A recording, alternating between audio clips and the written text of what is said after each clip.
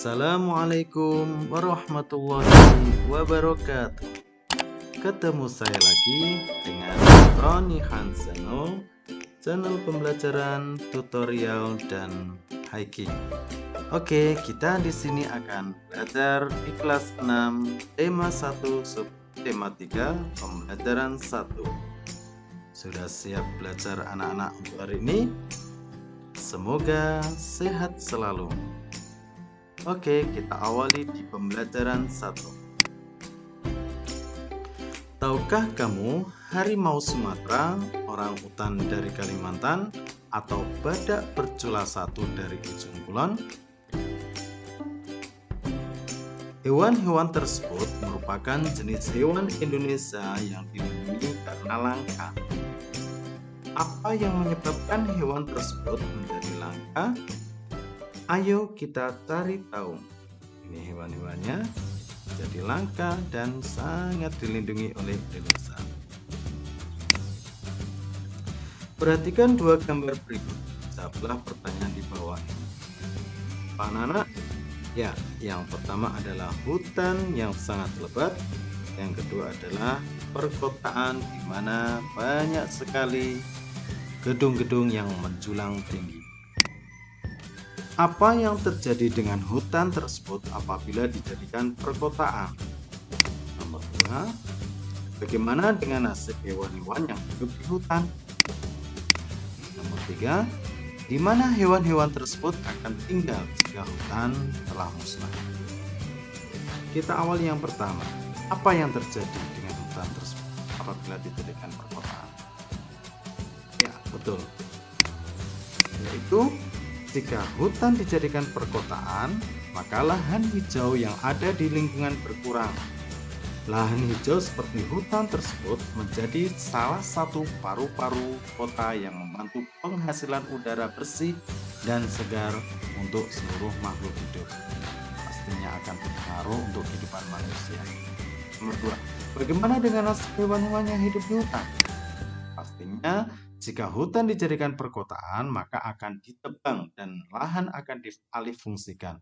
Sehingga nasib-nasib hewan yang hidup di hutan akan kehilangan tempat tinggal atau rumah alamiah sebagai tempat bernaung. Yang kalau ini semuanya akan dijadikan perkotaan. Di mana hewan-hewan tersebut akan tinggal jika hutan telah musnah?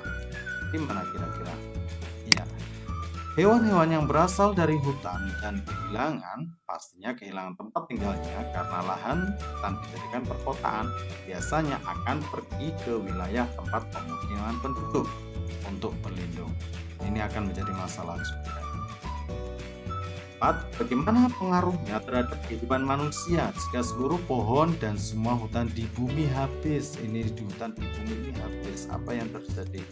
Pastinya jika pohon di hutan habis, habitat alami hewan di hutan akan musnah. Kita mendapatkan suplai udara bersih, oksigen untuk bernafas dan terjadi kekeringan karena air tanah tidak bisa lagi disimpan serta diikat oleh akar-akar pohon. Nah, itu adalah beberapa penyebab terjadinya hewan itu langka. Coba kita baca bersama. Ayo lestarikan hewan dan tumbuhan langka di Indonesia. Indonesia merupakan negara kepulauan yang kaya akan beragam jenis hewan dan tumbuhan. Setiap pulau Indonesia memiliki hewan yang unik dan menjadi ciri khas pulau tersebut. Komodo di Kepulauan Nusa Tenggara merupakan salah satu contoh hewan langka yang dilindungi oleh dunia internasional. Pulau Komodo secara resmi diakui sebagai salah satu 7 keajaiban dunia. Pulau ini menjadi sebuah taman nasional yang dikagumi oleh masyarakat dunia. Taman nasional banyak terdapat di Indonesia seperti Taman Nasional Tanjung Puting di Kalimantan yang melindungi orang hutan. Tujuan dibuatnya Taman Nasional adalah untuk melestarikan hewan dan tumbuhan yang semakin berkurang jumlahnya. Tambahnya jumlah penduduk menjadi penyebab utama berkurangnya hutan tempat hidup hewan-hewan tersebut. Pembangunan gedung dan perumahan menjadi penyebab menyingkirnya hewan-hewan tersebut dari habitat aslinya. Perburuan liar mengakibatkan hewan tersebut berada di ambang kemusnahan. Termasuk salah satunya sudah langka sekali dan sudah tidak ada di Pulau Jawa. Padahal dulu ada harimau Jawa. Bertambahnya jumlah penduduk dunia dan semakin meningkatnya kepentingan manusia menyebabkan hutan di dunia semakin terancam kelestariannya. Apa yang harus dilakukan manusia untuk menjaga kelestarian hutan dan hewan di dalamnya? Ya, salah satunya adalah dibuatnya adalah taman nasional. Itu adalah salah satu bukti untuk melestarikan hewan dan tumbuhan yang ada di hutan atau yang ada di Indonesia. Ya. Dari bacaan tersebut, bagaimana dengan hewan dan tumbuhan di daerahmu? Apakah kelestariannya terjaga? Cari dan kumpulkan informasinya. Nah, nanti coba setelah tahu bagaimana tadi melestarikan, salah satunya adalah dibangunnya Taman Nasional. Mengapa hewan-hewan tersebut perlu dilestarikan? Apa manfaatnya bagi kelangsungan hidup rakyat Indonesia? Coba nanti bisa dicari. Ini salah satu contohnya.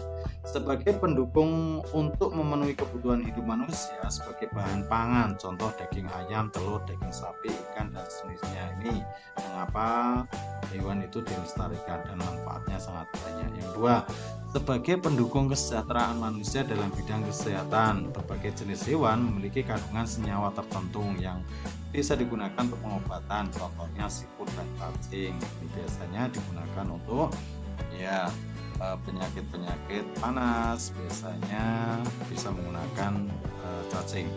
3. Sebagai pendukung untuk keberlangsungan dan keseimbangan ekosistem di alam. Otomatis kalau ekosistemnya itu terjaga, rantai makanan akan semakin bagus. Contoh, apabila hewan burung hantu di dalam ekosistem sawah itu meninggal atau mati, banyak diburu, maka secara otomatis hama tikus semakin banyak. Itu akan mengganggu keberlangsungan keseimbangan ekosistem di alam. Maka kita harus menjaga dan melestarikan alam ini dengan baik. Oke, anak-anak, setelah tadi tahu, carilah informasi tentang satu jenis hewan yang menjadi ciri khas di wilayah tempat tinggalmu. Lakukan investigasi untuk mengumpulkan fakta-fakta tentang hewan tersebut dan tuliskan dalam bentuk laporan. Tulisanmu harus mencantumkan 1. Ciri-ciri khusus dan habitat asli. Kamu tulis judulnya apa, misalkan kalau di daerah pedesaan itu ada biawak, maka ciri-ciri khususnya apa, habitat aslinya di mana. Manfaat hewan, manfaatnya apa kira-kira, jumlah populasinya saat ini bagaimana, biawak terus, penyebab kelangkaannya bagaimana, apakah selalu diburu atau bagaimana. Nomor 5, langkah-langkah yang dilakukan pemerintah daerah untuk melindungi kelestariannya. Selanjutnya, langkah-langkahmu sebagai pelajar untuk melindungi kelestariannya. Kira-kira langkah-langkahmu sebagai pelajar apa yang harus dilakukan untuk melindungi, melestarikan hewan-hewan tersebut yang ada di daerah kamu? Ya, itu nanti ditulis dalam bentuk teks laporan. Yang kedua, kamu bisa lihat, kamu sudah belajar bagaimana membuat kesimpulan yang baik. Sekarang kamu akan mempraktikkan keterampilan tersebut. Coba, ayo baca kembali teks "Ayo lestarikan hewan dan tumbuhan langka Indonesia". Berdiskusilah dengan temanmu. Nanti ini tanpa diskusi, kita bisa diskusi dengan orang tua untuk membuat kesimpulan dari bacaan tersebut. Tulisanmu harus menggunakan kosakata baku. Ingat, menggunakan kosakata baku. Contohnya saya berikan. Bagaimana cara membuat kesimpulannya? Indonesia memiliki beragam jenis hewan dan tumbuhan. Pemerintah membuat Taman Nasional untuk melestarikan hewan dan tumbuhan. Namun, tambahnya jumlah penduduk menjadi penyebab utama berkurangnya hutan tempat hidup hewan-hewan tersebut. Tadi sudah kita baca dengan seksama dan hasilnya adalah ini. Yang kedua, maka simpulan dalam teks tersebut adalah simpulan merupakan pendapat yang dibuat berdasarkan ide pokok dari suatu uraian panjang. Kamu dapat menemukan simpulan jika sudah membaca teks secara keseluruhan. Baca lagi dan baca lagi, maka akan mendapatkan kesimpulan dari sebuah teks atau paragraf. Kan anak, itu adalah bagaimana cara membuat kesimpulan dalam teks. Tadi sudah dibahas bersama-sama bagaimana menyimpulkannya. Nah, hewan-hewan dan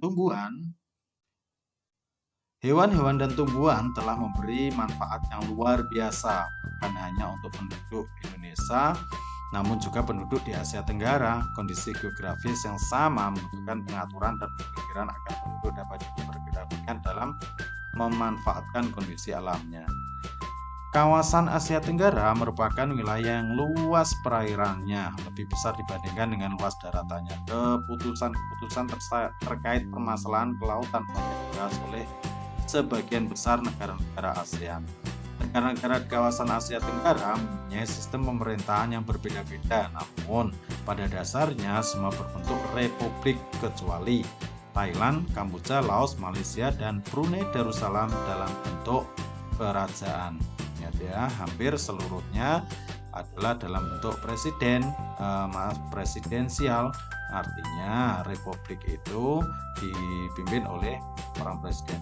Sebagian besar mata pelajaran penduduk di Asia Tenggara adalah bercocok tanam. Oleh karena itu, kerjasama di bidang produksi hasil pertanian dan perkebunan dibahas bersama di Bali tahun 2003. Ini adalah Asia Tenggara, laut dalam bentuk organisasinya adalah ASEAN.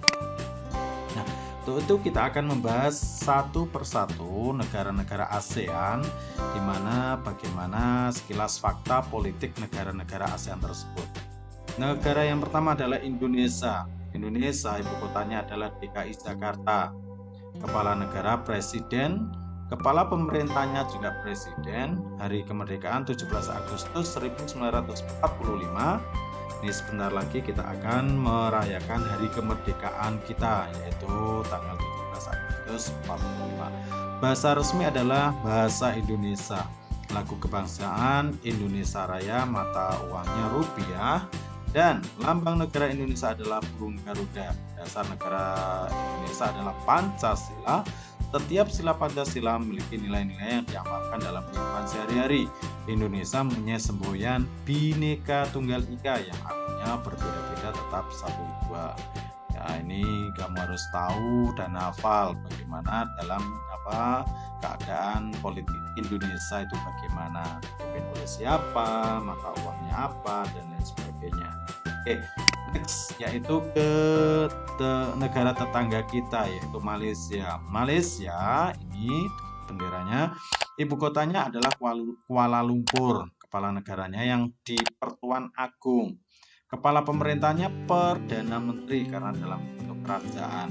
Hari kemerdekaannya 31 Agustus tahun 1957. Bahasa resminya Melayu, lagu kebangsaannya Negriku, mata uangnya ringgit. Malaysia merupakan negara kerajaan berbentuk federasi. Kepala negaranya yaitu Sultan yang di Pertuan Agung, yang dipilih bergantian dengan masa jabatan selama 5 tahun.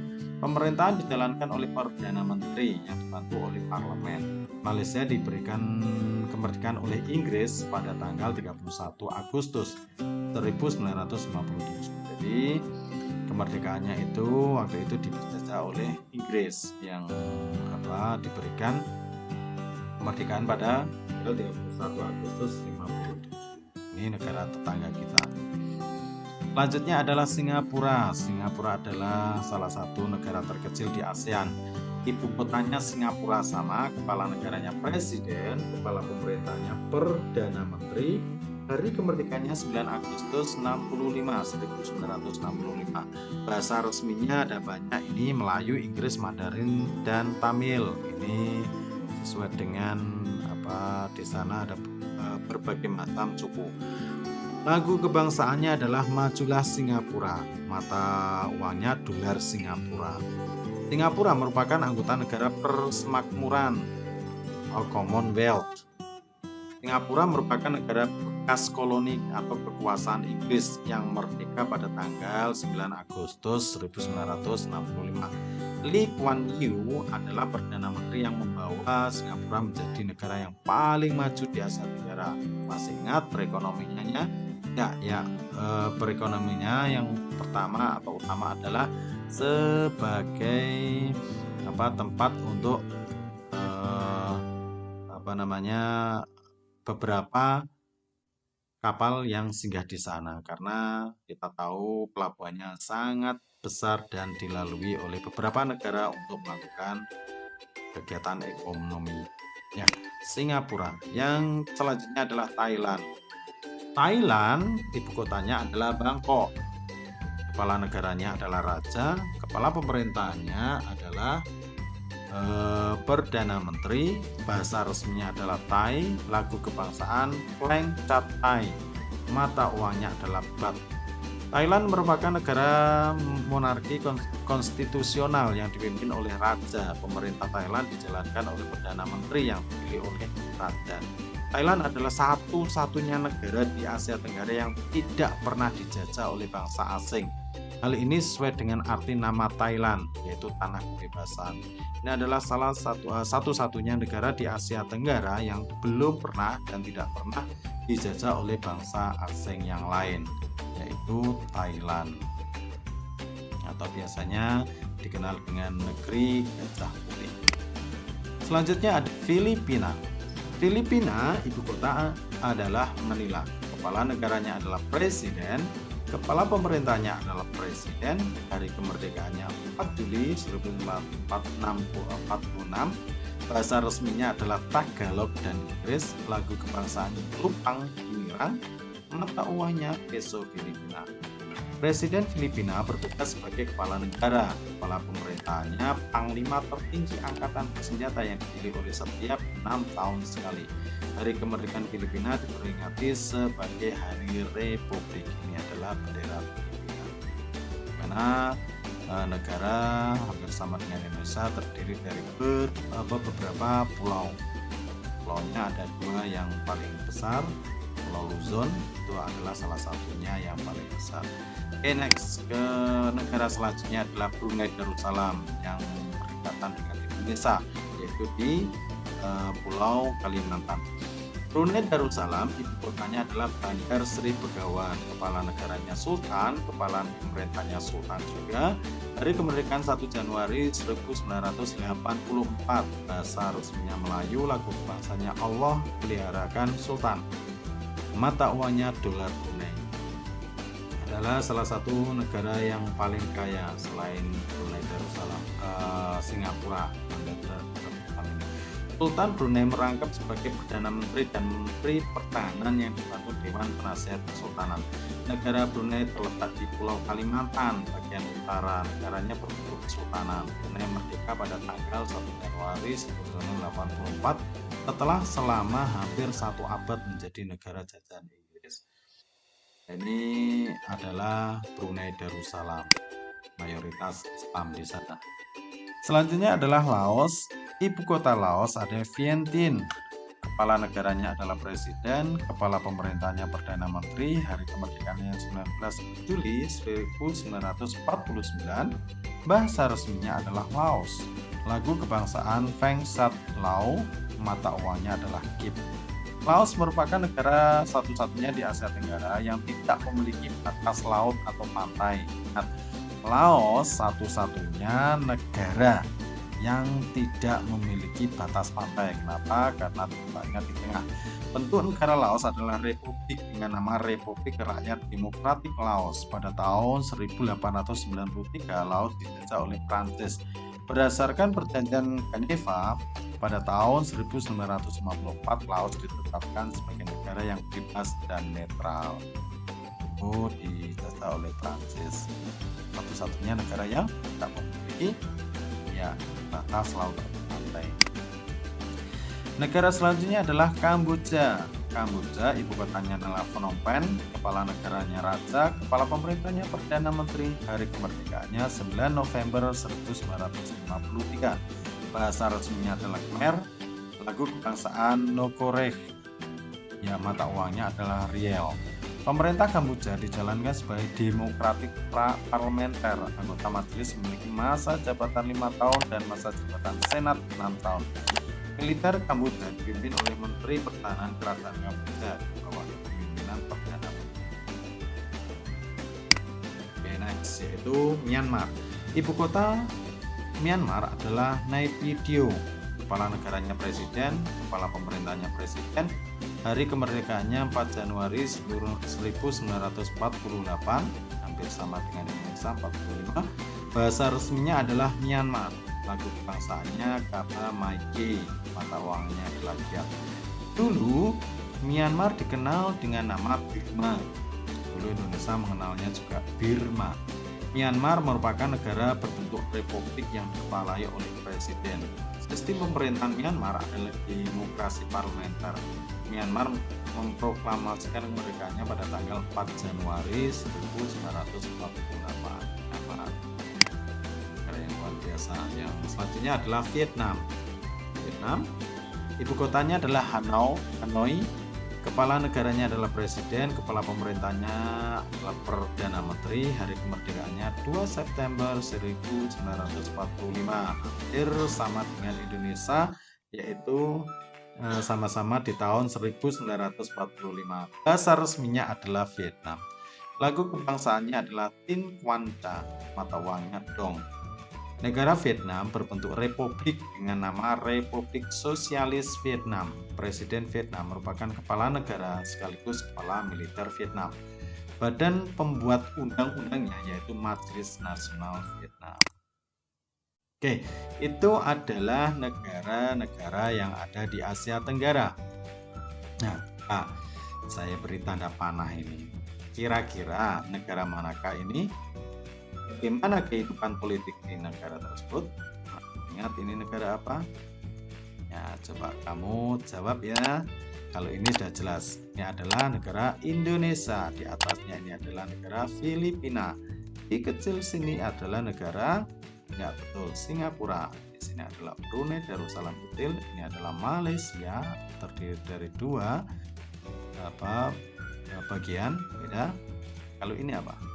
Ya, ini adalah negara satu-satunya yang tidak pernah dijajah oleh negara lain. Ya, betul. Saya dijawab ya. Itu Thailand. Oke, setelah kamu membaca informasi di atas, isilah diagram Venn-mu untuk membandingkan dua negara ASEAN. Kalau ini saya berikan contoh negara Indonesia dan Thailand. Negara Indonesia memiliki bentuk pemerintahan republik. Kalau Thailand kerajaan, yaitu dipimpin oleh Presiden Indonesia, Thailand Raja dan Perdana Menteri. Indonesia pernah dijajah berulang kali sampai ada yang 350 tahun, yaitu Belanda. Dan Thailand negara satu-satunya yang tidak pernah dijajah. Indonesia memiliki banyak pulau sehingga dikatakan negara kepulauan. Kalau Thailand hanya daratan saja. Indonesia memiliki simbol atau moto adalah Bhinneka Tunggal Ika. Kalau di Thailand adalah bangsa, agama, dan raja. Terus apa kesamaan antara dua negara ini? Pastinya sama-sama anggota ASEAN, yaitu di negara Asia Tenggara. Bentuk pemerintahnya desentralisasi sama. Keduanya negara ini juga bertetangga dengan Malaysia. Kedua negara ini juga menganut pada pemilu untuk memilih kepala presiden atau perdana menterinya. Oke, itu adalah diagram Venn yang sebagai contoh saya. Mungkin kamu bisa membandingkan di dua negara yang lain. Ya anak-anak, itu yang bisa kita sharing hari ini, bahwasanya bagaimana cara membuat kesimpulan dengan baik. Yang kedua, bagaimana cara melestarikan tumbuhan maupun hewan di sekitar kita. Yang ketiga, kita telah belajar bagaimana keadaan politik di Asia Tenggara atau di ASEAN. Mungkin itu yang bisa kita bahas hari ini. Tetap semangat, tetap belajar, dan Assalamualaikum warahmatullahi wabarakatuh. Jangan lupa like dan subscribe-nya ya. Bye.